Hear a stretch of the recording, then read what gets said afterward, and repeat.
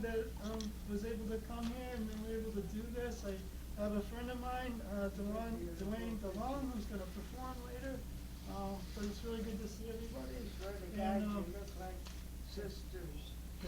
Yeah, so my mom was such good friends with all of you here, so that was really comforting to me to know that she had such great friends. And the staff, I can't thank the staff enough here. They're so loving and you had so much compassion and care for my mom. It was really amazing. So thank you so much. I just want to read the eulogy that I gave at my mom's funeral. So her funeral was on September 14th at St. Mary's Church in Quincy, Massachusetts. So a lot of you knew she was from the Boston area. So Quincy was her hometown. That's where she was born and raised. And that church, St. Mary's, it was the church where she was baptized and where she got married and she had confirmation. And I was baptized there. So everybody on her side of the family does all their things there at St. Mary's. So it was kind of nice that we did that. We were able to do that there. And she wanted to be cremated, so she was cremated. And the day after the service, we brought her ashes to the cemetery where my dad is. So she's buried right next to my father in Boylston, Massachusetts at Pine Grove Cemetery. So it's a nice area. But I just want to thank you all for being here with me today, and it's so comforting to have all of you here for this. And I still can't believe my mom's gone. I work and I do my regular stuff, and then all of a sudden it'll hit me, yeah, my mom is gone, she's not here anymore, and then I get sad. But as long as I keep myself busy, usually, I'm doing pretty good. But, I was really sad driving over here today, thinking about her and that she's gone. But she had a good, long life full of love. The whole time of her life, she really did. She was blessed, so that's really great. And as you know, her main focus in life was family and friends. She was full of beauty and grace and love, and she had a quirky sense of humor, if you remember that. She was very social and always loved to be around people, and she made friends wherever she went.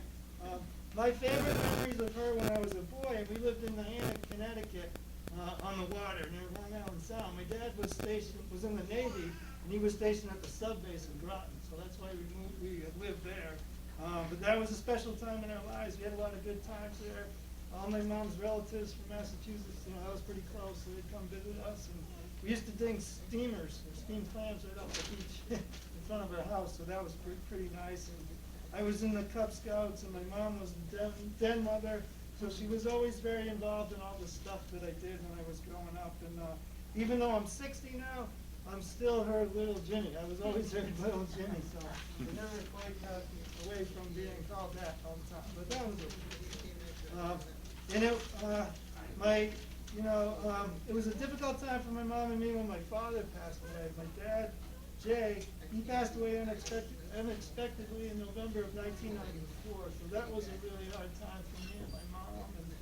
And at that time, she lived in southern New Hampshire, and I was going to school at the University of New Hampshire. So that last semester of college, I was able to live with her and be with her, while we went through that. And it's hard to believe my dad's gone 28 years now, so just unreal to think of that. But they were both made for each other. If you had met my dad, you would have known that he had a heart of gold just like my mom. They were two peas in a pod that way. My mom always loved her hometown of Quincy, Massachusetts. That was always home for her. And then my dad was in the Navy, so when I was growing up, we had to move around a lot. So we were always moving to different places. But it was in the summer of 2015. My mom was living in Plymouth, Massachusetts at that time. And she called me that summer and said, I just can't live on my own anymore. She had her own house, and she drove to get groceries and stuff like that. But she was starting to slow down and couldn't do those things. So she told me I can't live on my own anymore, so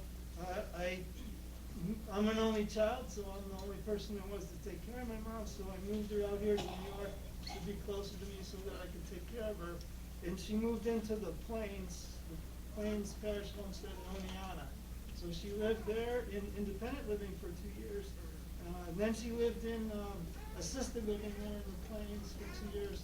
And then even that was too much, and she had to move here to the veterans home. So she moved here in February of 2020, right before the pandemic started. So, but this place was really great for her, and it was nice to be able to come over and see her here, and to know that she was getting such great care and love from everybody here. So that was very comforting for me too.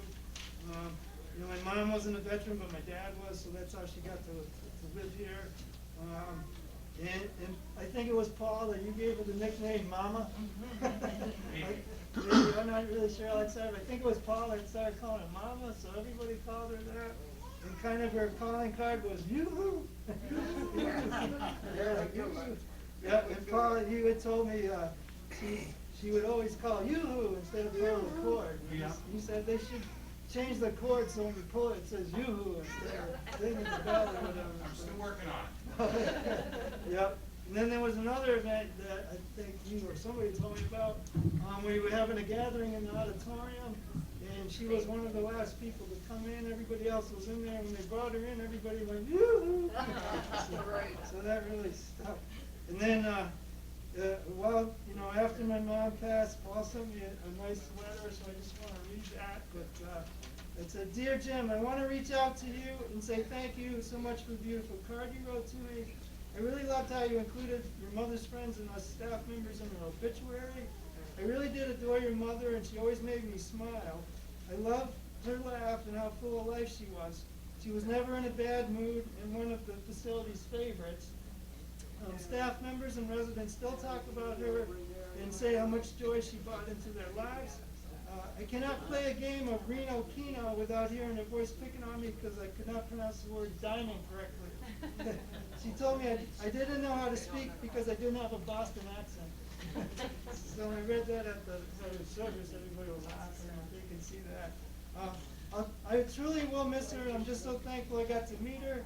I look forward to seeing you and the family in November, and until then, please take care and stay well. Thanks for everything, and I always say at work, let's keep spreading the love. So let's keep spreading the love, everybody. Amen.